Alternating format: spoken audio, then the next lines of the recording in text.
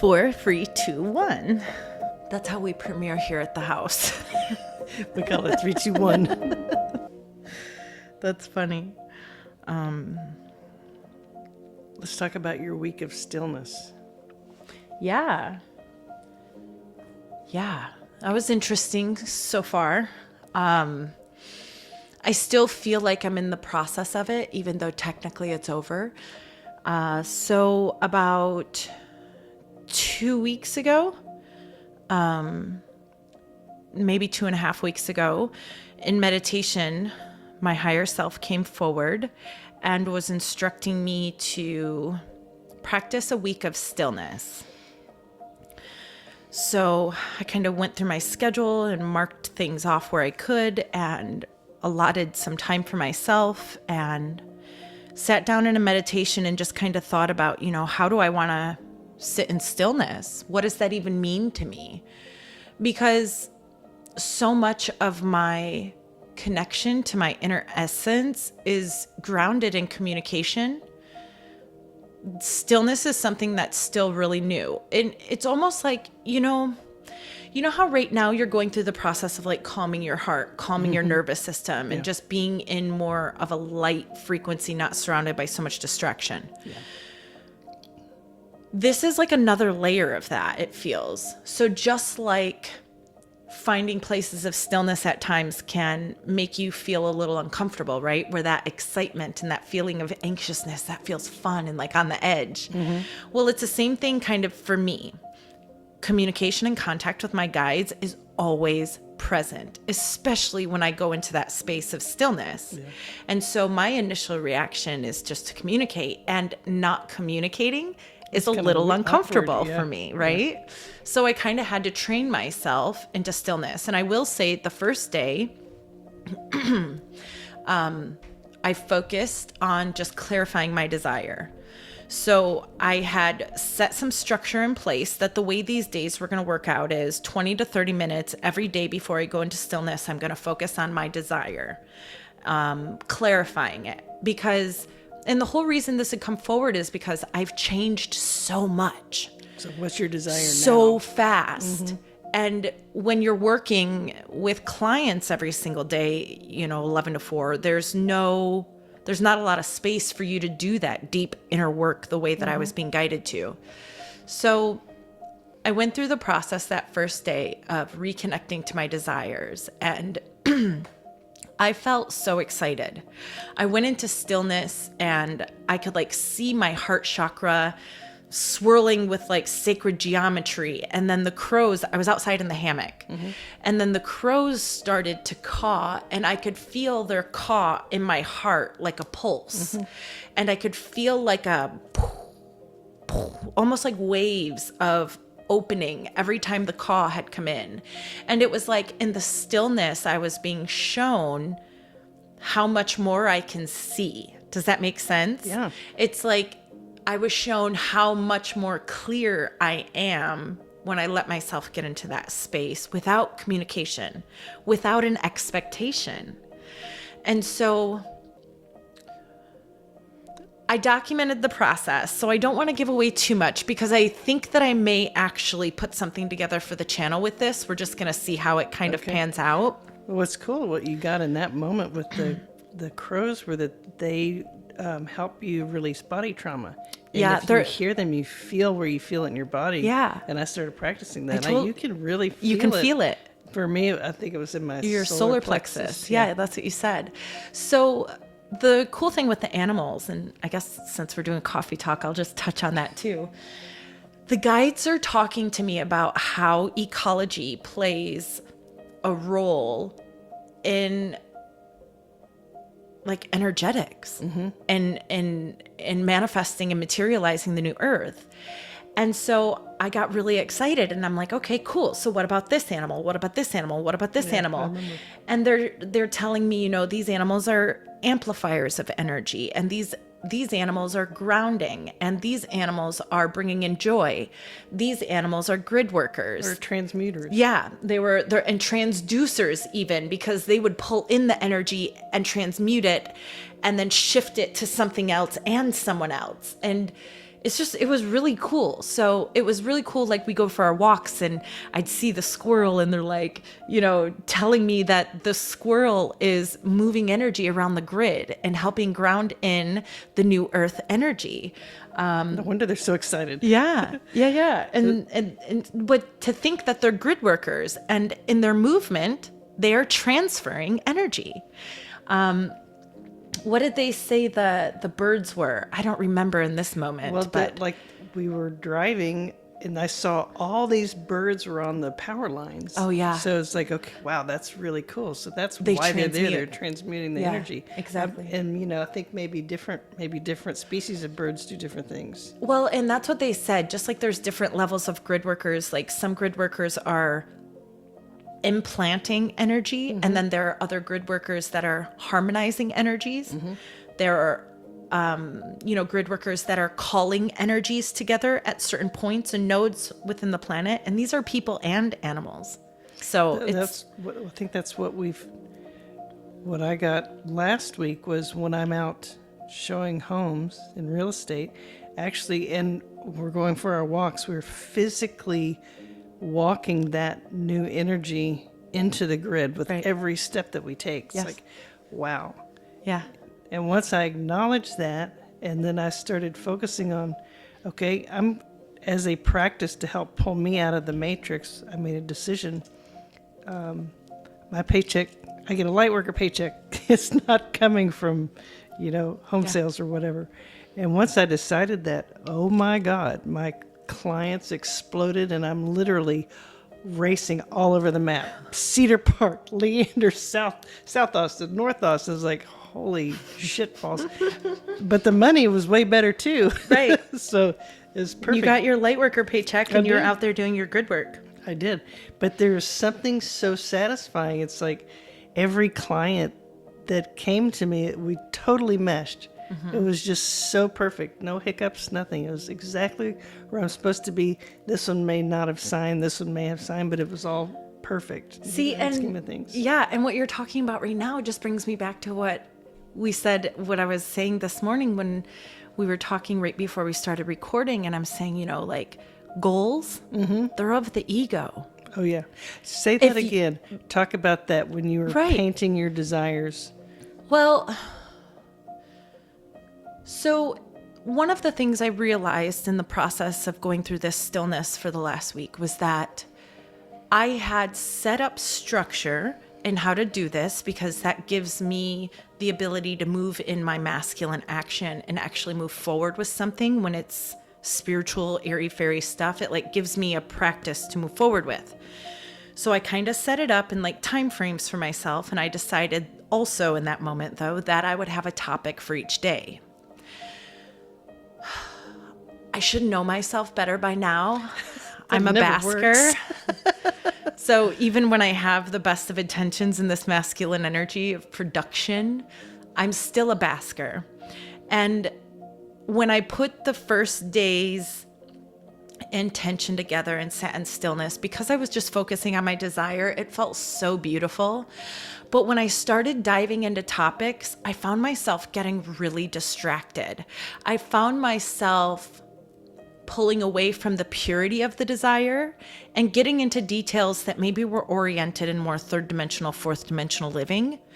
And so I took a step back and it wasn't feeling the same. It was feeling a little off. And I took a step back. I was talking to Auxil about it. And he said to me, well, you're coming to the realization that goals are of the ego. And it doesn't matter if your goal is within spirituality, to put an expectation on an outcome is of the ego. That the way that they see it is our power is here now. The presence of source that we're co-creating with, our higher self, it's present right here now.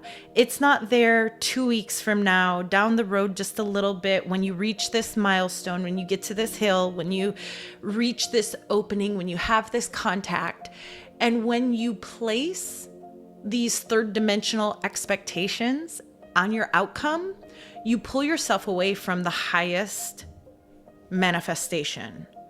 And so I'm not saying that having goals is bad, because I feel like along your evolution, it's very important to have goals as you're developing. But where I find myself right now is in a deeper fine tuning of that energy. And I'm recognizing that now goals are definitely of the ego, because it's my desire only, and it's taking out the co-creation of source and how the universe is going to rearrange itself so that the law of attraction can line itself up for me.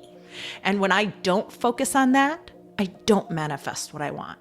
I think that's because when we get into the details and we start painting with fine strokes, we're limiting our desire by defining it, Right. which leads us to this has to go a certain way, and source can see broader perspective.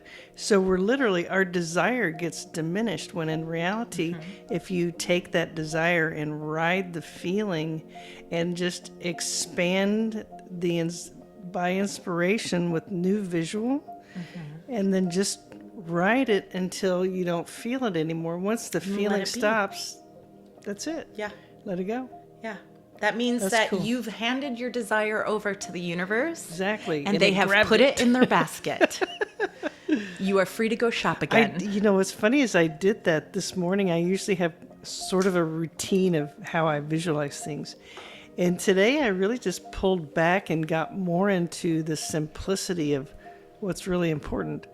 And instead of this huge picture and defining every moment of how I get from A to B, I just pulled back and I just kind of expanded into, what's your point? What is your desire? What is your freaking point? What you want to create? So I just got into the simplicity of that and stayed there. The flow was so much. I mean, it was just ease and Easier. natural. And then new things come Yeah. and add to that flavor. But it's like, Yeah. it's almost like work when you're creating the steps of desire through forcing your imagination. It's You're like, no, implementing third dimensional thought it's true. and mind frame around something that's very omnipresent and not linear, you know? And so it's like, where we are without tuning into our co-creation, it's silly to think that we can see the biggest picture, because you've said this for years. Even when we are tuning into the highest ability that our imagination can hold, it's the lowest manifestation of source. It's it's like There's it's like a something really cool version of 3D in the Yeah. Matrix. We're going Dream beyond bigger. that. Yeah. Exactly. And it's like, with the energy being so high right now, if you are not taking your balance and your grounding and your emotional wherewithal and awareness into the forefront of your mind and making it a priority, Ascension's going to be hard. It really is right now. It is. We are in a state of transition. We are moving into major systems falling. And I don't mean systems falling as in physically. I mean the concepts. The old systems. Right. The concepts yes. of these systems are no broken. longer going to work for the people. not. And that has to change. And so it's like the energy is going to get intense, because yes, there are people that are waking up, but there are people that are still really fearing the safety that leaves along with the system that they've always felt protected by. Well, I think the light last week was just palpable, and this week is going to be 2-3 times more powerful than that. Yes. What's happening is that light's coming in. Yes, our worldly systems are breaking down, but it's breaking down the matrix within our own Inside. ecosystems. Yes. So it's like we're seeing the outer world reflect what's going on with the inner world. This stuff is starting to sort of break free. You can feel it like pricklies in your body. Yeah. And you have to give yourself the opportunity to let that energy be released in some way, shape, or form. It's not gonna, we're kind of at this stage in our awareness too, where you have to practice the release. You have to practice the surrender. You have to practice the letting go that allows you to release the resistance that is holding you back from the transformation that's coming through when these waves of light come and impact our systems. Yeah. We have to let go. We have to find a way to relinquish even in the fine-tuning moments, the egoic control that we place on this connection that we have with God. Well, it's like we're breaking free from a really bad habit. Yeah, We're all in of them, right? We're in all of them at the same time. We're a human habit. Yeah. And they all have to be broken. Patterns. All the structures around us, everything is going to change. Schools, government, everything is changing. Also within. Yeah. You know, Medicine, food, it's all going to change. It's all going to change. And if Yeah. you can't, for me, EFT is your best friend, because I even get caught up in. That's emotional freedom technique for those who aren't I'm sorry, aware. I live It's in a my beautiful bubble, and tool. not everybody knows what goes through my head. I understand, Yeah. except for Crystal. That's okay. I just want them to know, because if they're like, ooh, tapping and it rings their heart, I want them to go research. It's I want them to incredible, find it. because I get really excited and amped up, and that can kind of lead to anxiety. And so, man, just stopping and taking a couple of minutes of going around your meridian system and tapping instantly calms me. Yeah. It's been my saving grace the last month, Yeah. for sure. Yeah. It's a good tool. That Walking. I mean, I'm like, should I go to the gym twice today? Maybe 3 This I energy may is be back really on high, Tuesday, honey. It's real, though. It's real. I mean, if we didn't have these tools, I would be bonkers right now. Well, and we haven't done a coffee talk in a while, and so like we haven't talked about even my sickness and my anxiety attack that landed me Oh, yeah. in the ER. The energies are just high. Yeah. The energies are crazy high, and so You're going to release one way or the other. you are 100%. Whether it's in the ER room, the bathroom. 100%. You gotta make If there's room. or if you're being chased by a bee and you just fall on rocks that happen to land, that happen to miss your ribs and land right in the middle of your solar plexus. That also happened. I prefer just going to the gym. Easy button. Yeah, what is with my body in these I don't purges? know. Well, I think I'm healing a lot of the body disconnect. I've been going through that for years. Yeah.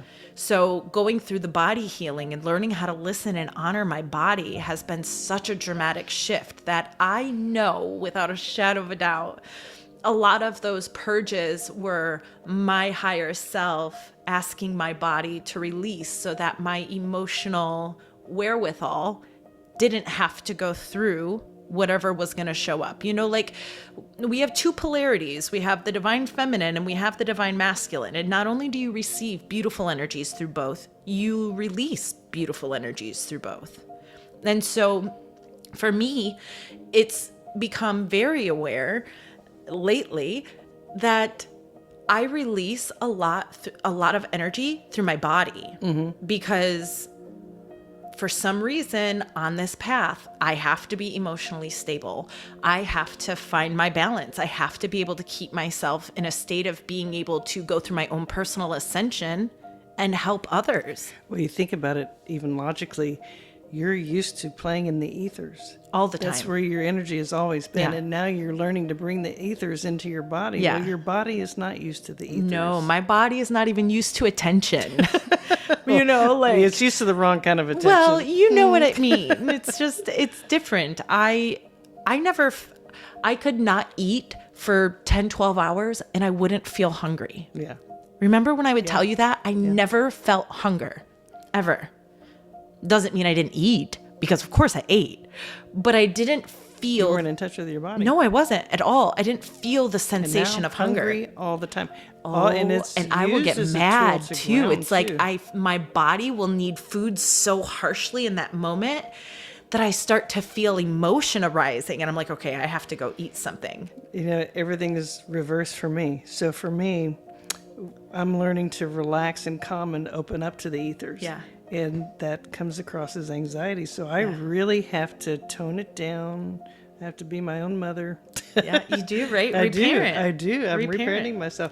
Calm down, relax. What do you need? Nurture yourself. What does your body need right now? Because even last week, it's like, holy moly. And that, Felt prickly, like it's like ants are stinging me. That's how intense the energy was. yeah. And I was so busy working that it kind of pulled me away from using my tools. Yeah. So it's like, man, okay, I'm pulling out of the matrix. Here's my commitment to serve, blah, blah, blah. But then also I have to serve myself. So You have to now we're integrate coming it, yeah. back into balance with that. It's like, Right. woohoo. intertwine Always the learning. two. Yeah, Yeah. exactly. Yeah. It's good. But that's, you know, I think that's the reason why I was so called to sit and channel today, because we haven't sat together to do this in a few weeks. I feel like the energy is getting higher and higher, and I truly feel like the threshold has already been crossed. That's how I feel. And I feel as though we are in a deepening of this preparation, because I literally feel at any moment the earth's going to shake, right? It's Yeah. like It already is. the but, like, energy's literally. here. Yeah. I remember years ago, Auxil saying like this energy just kind of sitting in the sun, and that we were receiving little bits of it, you know, like tendricles and outreaches of this energy coming into the planet once a month, once every few months back then, and guiding this opening, guiding us into looking deeper, guiding us into what's next and what we were actually tuning into. And now when I tune into Auxil and this energy of the sun, he shows me like the whole sun just lit up. Like, just like you're feeling all of this pressure and energy inside of your meridians, it's like the sun has that same, Yeah. you know? And so I was kind of thinking today, well, what am I going to do? I have kind of finished this stillness project. I have tons of stuff to edit, but I want to connect. I want to have fun. I want to be in that space of bliss, you know? I want to go back to my meadow and feel Auxil. And so when you're like, feeling a little anxious, should I walk? I'm like, go. It just gives me the perfect opportunity to like get ready and get in my space. And then it's funny because I told you when you came back, like Auxil's not even here, because I've been talking to him all morning. And then like right when you kind of came back in the door, he won't come forward anymore. And he's here. He's with the council. But I feel them just like standing behind me in a row. I feel I'm their leader. Isn't that interesting? That's what they've been saying all along. Yeah. Like I'm their leader. Where do you want to go? Isn't that crazy? That's cool. So the topic in Stillness that came up and has stayed on my heart ever since was New Earth. And so today I just want to talk to the guides about that. Yeah. And I don't want to talk about like, I don't care when it comes. I really don't. Just keep validating for me that it's coming. That's what I care about. Yeah. Keep coming into my life and making this so undeniable. I don't care. So you don't care if it comes Thursday at 2:14 during the Or when I'm lunar 92 at eclipse? 3 a.m. I really don't care. As long as it's not long as even we're like moving as towards it. long as it's like, for me, what's always been important. Yes, I love the idea of shifting our reality. And I know without a shadow of a doubt that's what's happening. There are way too many synchronicities. There are way too many messages. You just can't deny it. I mean, some people can. Maybe they don't have the same information I do. Maybe they have other information, and that's fine. But here in this house, in this reality, It's happening. it's going down. It is And going down. I guess I want to talk to Auxil on how I can continue to move in a space that lets me be the embodiment of what New Earth is going to be. I really want to represent that for people. And it's like, it's almost like this big sister energy, like welling up inside of me, you know? And it's like, I want everybody to know that we can do better. We will do better. We came here to do better. And I want them to know it as deeply as I do. Like, I want them to feel it too.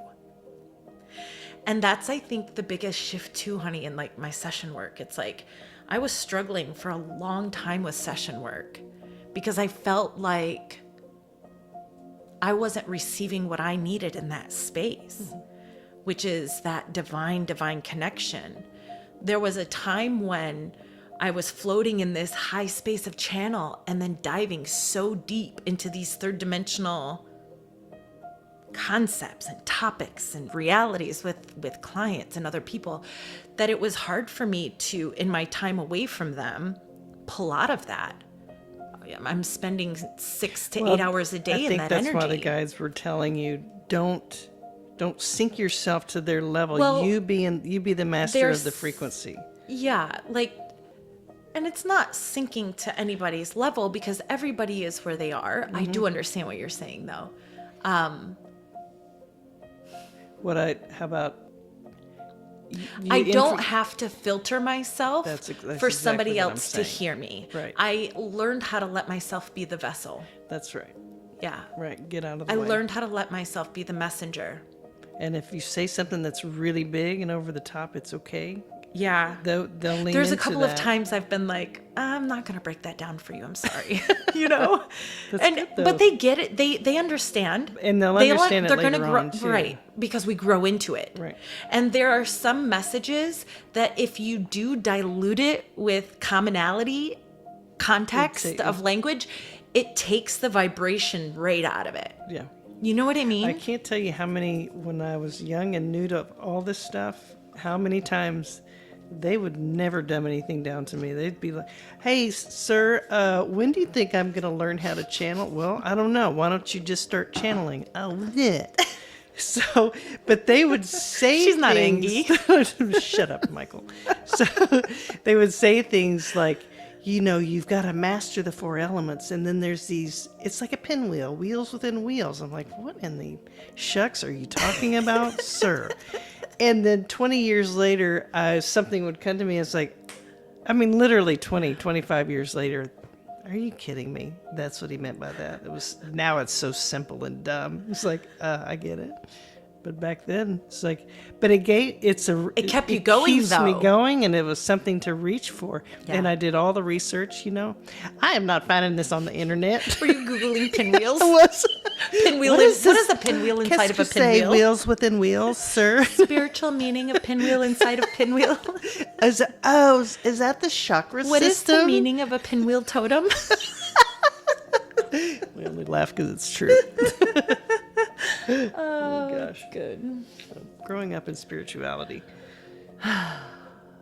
So I'm really feeling so much excitement. I really feel like we're on the edge of our seats in this door opening. Yeah. It's palpable. I feel it. Yeah. It seems like in the past months, it's been more of a hopeful thing. It's like hopeful, but knowing at the same time. I know, I just don't know when, how, nothing. But what it's done, your focus has been staying fully in presence and anchoring in the new Earth human.